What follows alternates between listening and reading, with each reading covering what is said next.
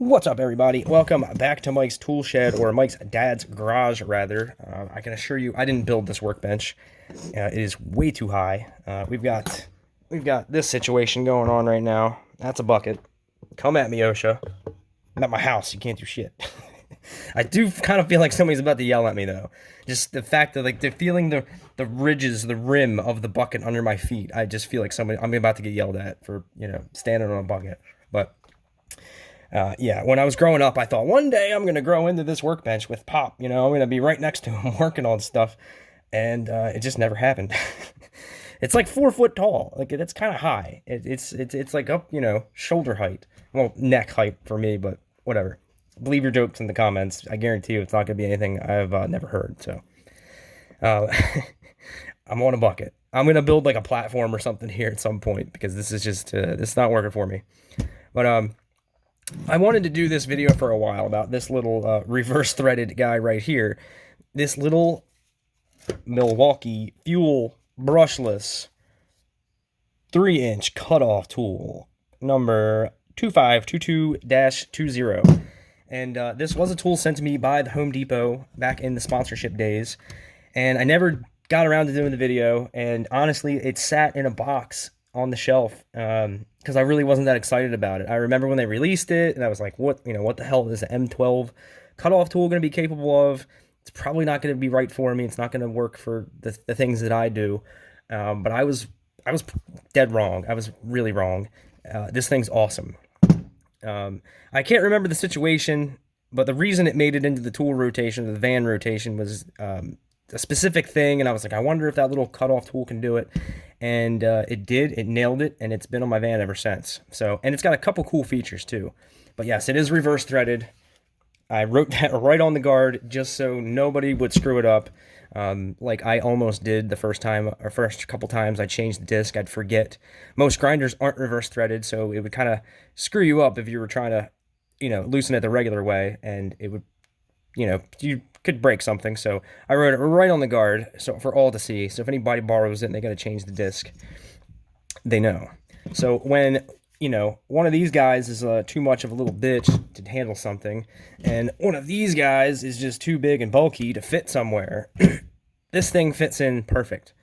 It is a perfect balance between something high RPM and low torque, and then something like higher torque, with lower RPM.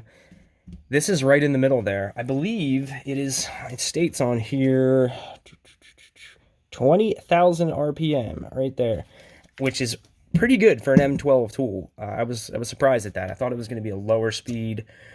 I just thought it was going to be a bigger version of this, and it is not at all. So you have your lock right there.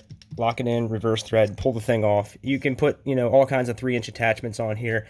The 3-inch wheels, the discs, are a little trickier to get your hands on. Not difficult. I got these off Amazon. I think a pack of 25 of them was like $15. I don't remember the brand, but they're working okay. This is where this thing's awesome. It's got, you see this? Forward, reverse, forward, lock, reverse. What other grinder does that? You can shoot the sparks the other way. You don't have to flip. Oh, geez. You don't have to flip the whole tool around to direct the sparks. You just, I want the sparks to go the other way. Boom, they go the other way. You cannot be firing the sparks right in your face or right at something flammable. So with that comes this little guard that really doesn't do a whole lot. Like, let's see. That's pretty much straight up and down. It's almost a quarter turn.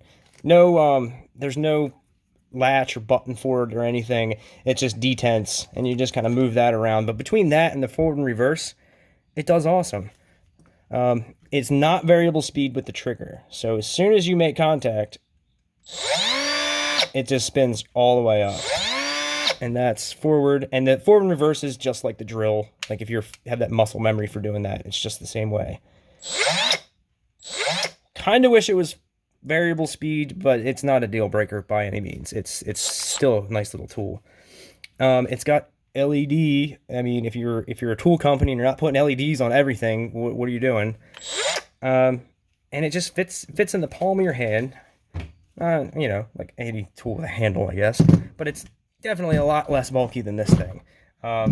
This guy is, let's see, stem to stern with this battery. It's about a little over 10 inches, and then with the little battery, the old ones, you know, or the standard size ones, it's like 9 inches long. This guy with the big awkward battery hanging off the end is like 15 inches. So it can get into a lot smaller spaces than this guy right here. And like I said, the forward and reverse is awesome. You don't have to spray yourself with sparks if you don't want to. You know, the whole thing, you know, you would think, what the hell is the little motor that's going to fit in there do? Look at the motor housing for this and the gearbox. Like, this is heavy duty. But it does it. It doesn't stall out like you would think.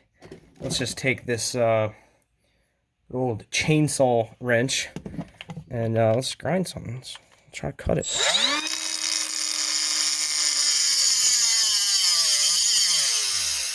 Like, that was a lot of force. To get that thing to stall out was a lot more than you would think. This thing's got some torque and some high RPM.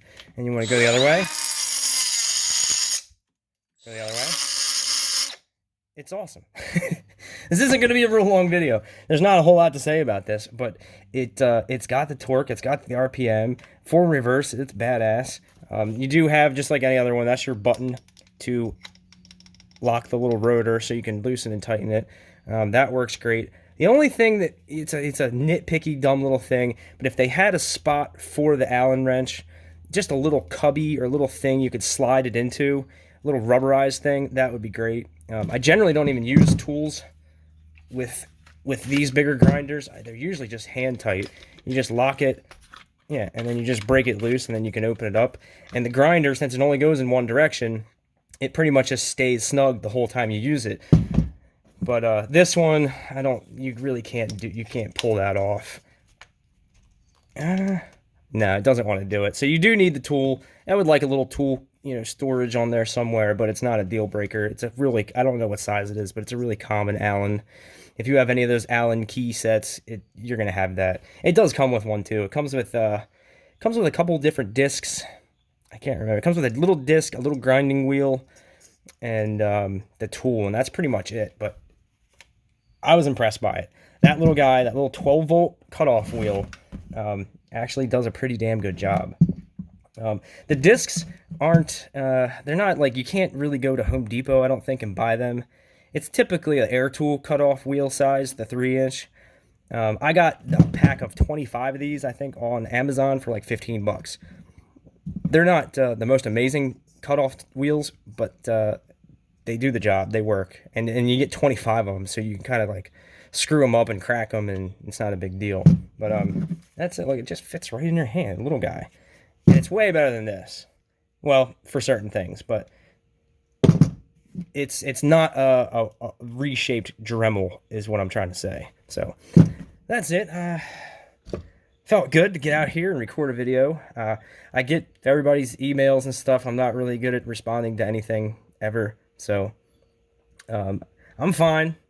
I just had some time to do a video, and I really wanted to tell everybody about this little guy. And if you were hesitant or on the fence, you think this could work for you, go ahead and get it, because it's a cool little tool. It's in my like you know, lesser used tool bag of power tools, but it's all when you need this, it's amazing. Like like I said, when this is too big and this is too weak, that thing's perfect. So that's it. I'm going to try to do some more videos here upcoming in the next few weeks.